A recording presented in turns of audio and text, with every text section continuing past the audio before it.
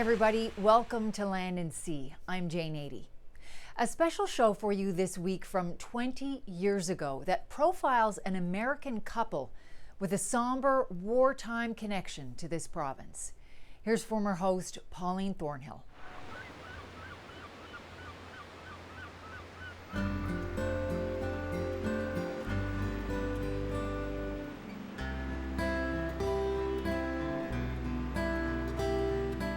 It's one of the many reasons people come to Newfoundland and Labrador, the sheer beauty of this place.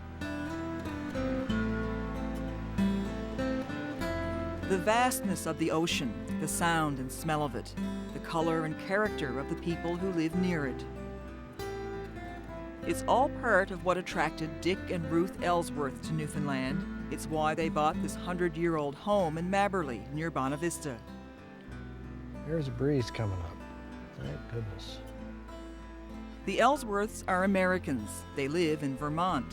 But every summer for the past 6 years, as soon as their son has finished with school, they've come back to this place, their Newfoundland retreat. Get up, Max. Get up. The simplicity of life here, the people who look at them as friends, not outsiders, these are all things that bring Dick and Ruth back. But they have nothing to do with what brought them here in the first place.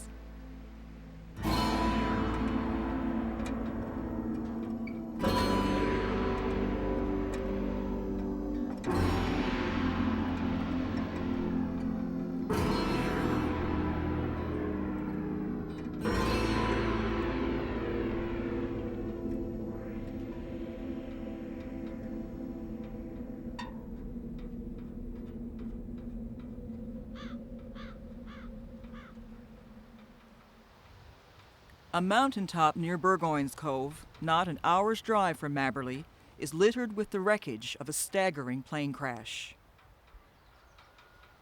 She was a Peacemaker, a big American RB-36 bomber, one of the planes that helped keep the peace during the Cold War.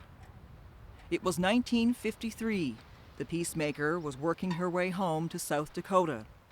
But during a March snowstorm, she went astray. Flying blind and low in the bad weather, the plane crashed into the side of this mountain. The crew literally didn't see it coming.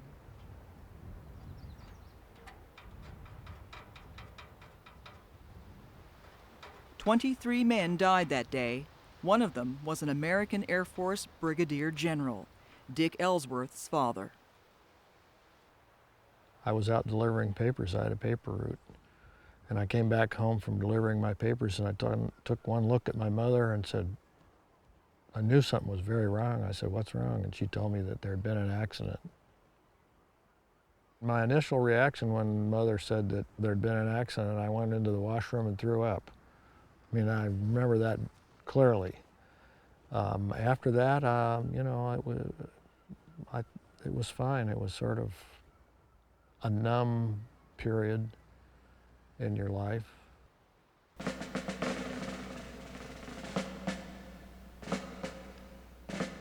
The bodies were brought back to the Air Force Base in South Dakota, where the Peacemaker and Ellsworth were stationed. Dick, the oldest of 3 boys, was just 13 when his father was killed.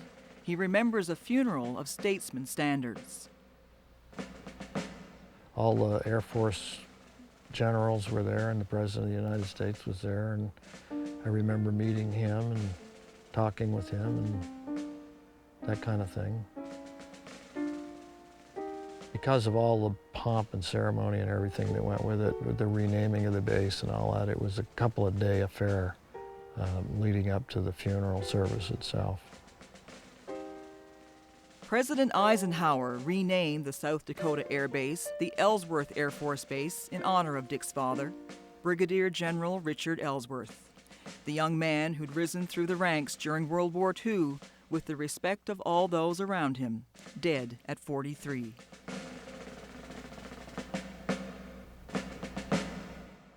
His legacy to me was this, pride I had in what he had done and who he was, and that kept me going. He was barely more than a child, and he'd lost a father who seemed infallible, and he watched his mother grieve. Still, as a boy and as a young adult, Dick Ellsworth managed to hold it all together. I think as a child, I grew to put that in one part of my psyche. It just got closed off and put over here because there wasn't anything I could do about it. And as far as I was concerned at that point, Newfoundland was the other side of the world. It would take years, but Newfoundland would come to feel a lot closer than Dick Ellsworth ever thought it would. We'll have more right after the break.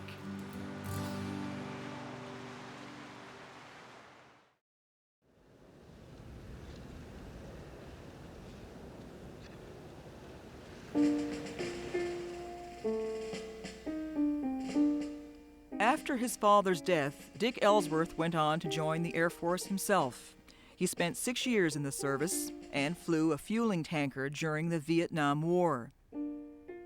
Afterwards, Dick joined a commercial airline company in the States, TWA.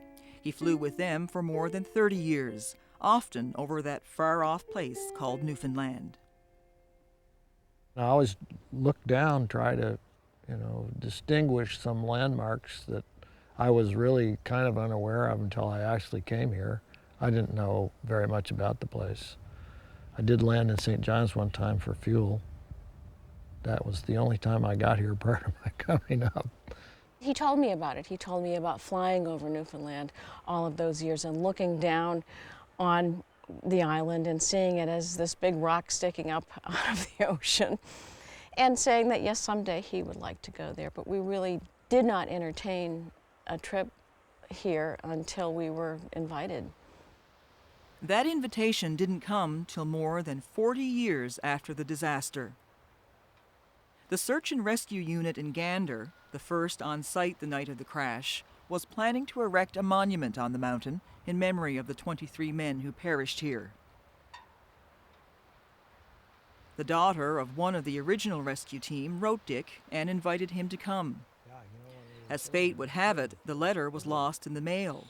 It didn't reach Dick until a full year later. The monument was up by then, but they decided to come anyway.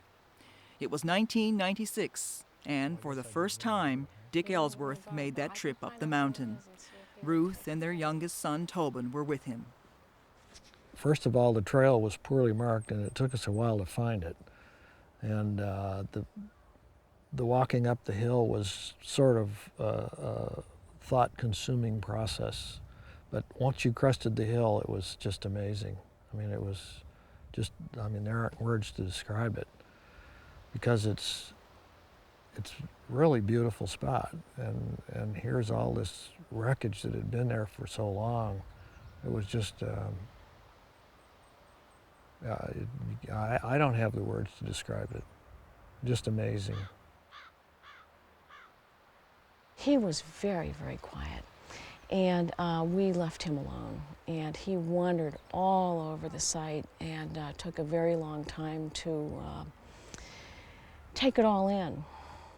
And then when we were finished, and he still wasn't talking, and I said, "So what's your reaction? What are you thinking?" And he said, "It's a very good thing that it's been so many years."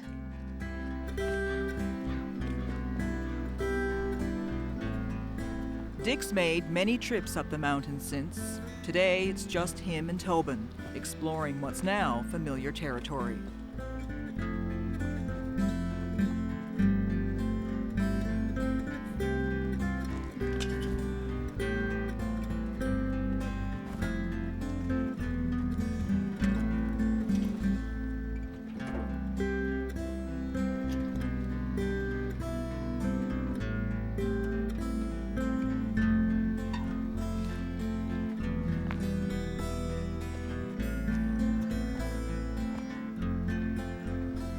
So anyway, I'm speculating that the airplane came from right there and started shedding parts just below the crest of the hill, continued shedding parts until it ended up here and exploded. because you can see how the parts are scattered from just below the edge of that hill all the way down here until the aircraft ended up in the gully here to our left. If it had been a clear day, they could have seen it. But it was snowing and overcast. I think the ceiling was about 800 feet. Dick's convinced that if the Peacemaker had been flying just 500 feet to the left, or even only 100 feet higher, barely more than half the length of herself, this horrendous thing would not have happened. It was that close. It's kind of scary if you stop and think about it from that point of view. But I'm sure that the people on this airplane didn't know what hit them. I mean, it happened so fast that I'm sure that nobody had a chance to be frightened. It's we who are left who are frightened. It's really special. I love coming up here with my dad, but it's really sad because I see how he gets kind of quiet and everything, and I don't know, I just let him do his thing. I mean, I'll ask all my questions and everything, but I don't know, it's kind of strange. I still am quiet. It happens every time. It's pretty amazing. You asked me yesterday also how I felt about it, and I've been thinking about it, and being here today caused me to think again that I try not to think about it, because it must have been just so horrible. That huge airplane disintegrating in nothing in just seconds, and the people in it all dead instantly. It's just horrifying. And so I try not to think about it, I guess.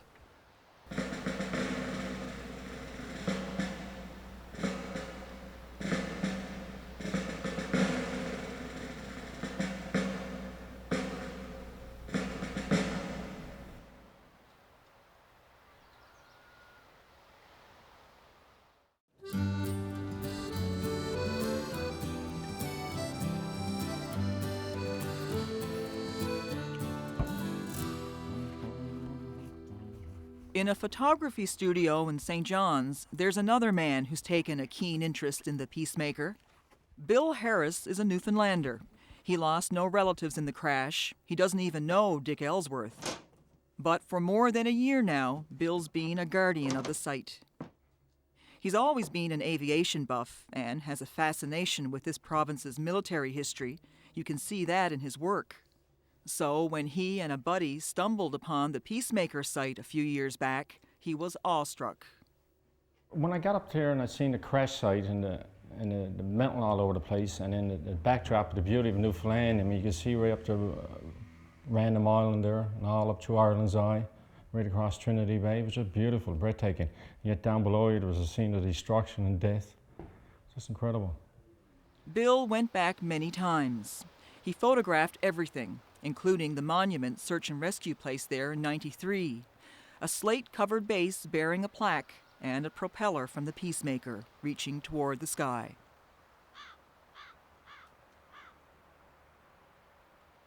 The plaque had become weather-beaten and damaged, and Bill felt that was wrong. So he contacted the Ellsworth Air Force Base in South Dakota. If they would send a new plaque, Bill would get it up the mountain. When you go out and visit that site, yeah, I was sitting there on the side of the hill one day by myself, just looking at the site, and there was a cross right up in the top stabilizer. Somebody put a wooden cross there, and all of a sudden I heard this metal blow, and it's like there was somebody still alive there. So the ghost of this airman who had died at that site.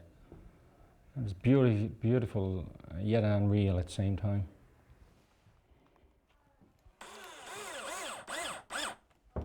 Bill has never met Dick Ellsworth, but he knows his story. Dick is invited to come along when they bring the new plaque to the site, a chance to make up for missing that first monument raising more than 10 years ago. I'd like to get my photograph with him so I can have it for future generations. I'm proud to meet him. Well, he's close to his father as he ever get. Shake his hand, that's what I want to do. Bill Harris gets his opportunity on a miserable Sunday in July at the base of the mountain both men had climbed so often. I hear a lot about you. Dick Ellsworth. Bill Harris, glad to Bill, meet you, Dick. nice to meet you. Jeez, long time. Yeah. Heard a lot about you over the last couple of years. And your dad? Hope it was all good. Oh, perfect. Nothing wrong with it at all, man. Good. Good to meet you. Well, it's nice to meet you. We're going to take another hike up that hill again. Well, yeah. I hope it Hope it lets up a little bit here. We won't be soaked going up. They're not the only ones willing to brave the rain. Newfoundland artist Dave Hodnott is also here today. Bill's invited him along too, with the plan of later commissioning a painting of the Peacemaker. You're gonna do a little work today, are you? Well, I hope so. Kind of draw on wet paper. Yeah, isn't it is difficult to draw, but we'll work through it somehow. Not that I'm unused to this. Yeah, I suppose not. Yeah, yeah. No, it's going to be exciting to get up and see the site and just have. Oh, you haven't been up? I haven't been up. No, Oh, just looked okay. at some pictures that Yep. Bill had taken, Yep. but very Okay. excited about it. Very Good, excited. good. Yeah. Right. Let me get my friends out and we'll start. Dick, have a look at this Hi. thing. Oh yeah. There she is, buddy. Yes, that's very nice. You did a good job. Yeah, I think you could have made it a bit lighter. Yeah. Well, it'll last a little longer then, eh? Oh, the other one. You seen the other one that was up there? I did, yeah. That was in rough shape a couple of years ago when we hauled it out of there. Despite the weather, which is only getting worse, a small entourage of people work their way to the crash site, with Bill and Dick in the lead. Hey, go, sir. After you. Thank you. Got this nice little turnstile here. You spent some time in the service yourself? Yeah, I spent 6 years in the Air Force, and I flew for TWA for 32 years. Go ahead.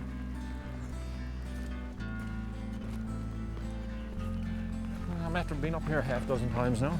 Yeah. And every time you go up here, you see something different. Yeah, it is. Find some piece of wreckage you never see Yeah, before. I know it. Well, I started coming up and saw that people were carrying stuff off the hill, Yeah. which sort of aggravated me. Exactly. Yeah.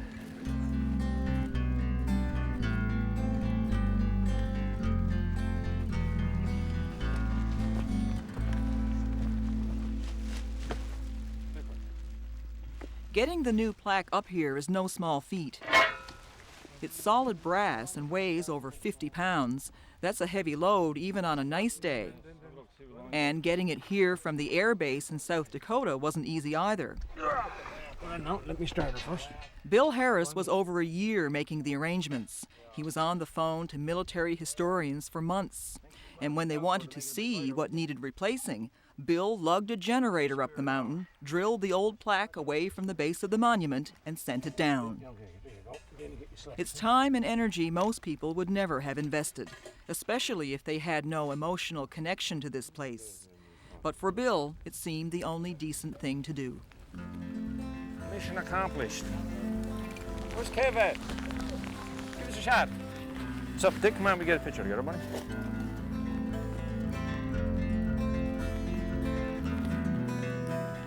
In the pouring rain, a moment is shared. It's the photo Bill Harris was hoping for.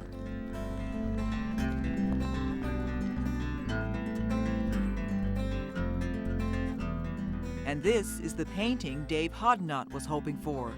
The Peacemaker washed in moonlight, flying in full glory.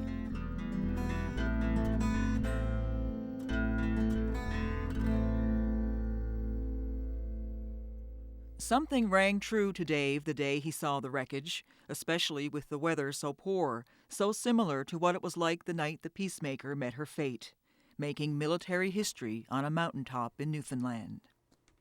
What I wanted to do was try to celebrate the airplane itself, you know, put it in the context of the moonlight with the exciting colors and so on around it, rather than the night that it crashed, as we had talked about that actually. It was a terrible all night. There was a lot of wind and rain and snow and so on, so very difficult to try to represent a painting of that. So I thought this would be a fun way to do it, and I think make the plane look very dramatic.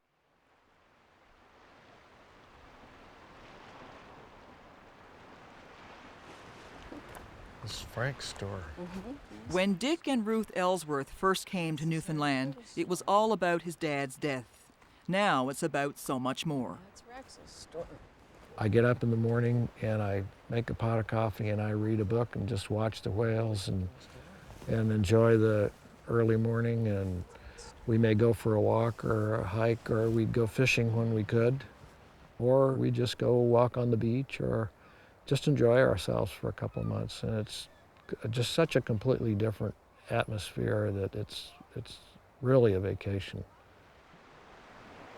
Ironically, this place that for so many years meant pain and loss has now given something back. I mean, like I said before, when we were up on the mountain, the friend of mine said, "Oh man, what a beautiful place to die." Well, it is a beautiful place. Whether you live here or whether you died here, it's a beautiful place. It's a good place to come. There's comfort here now and quiet contentment, and Ruth often wonders about that, about how much of it is purely accidental. I think there's some karmic connection. I think that sometimes you are where you're meant to be.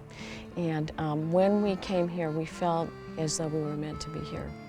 And Dick's father having been lost here, I know that if his mother were alive, that she would want to be here, not all the time, but she would feel a connection. I see the irony that you're alluding to in that he was taken away here, but maybe he's here.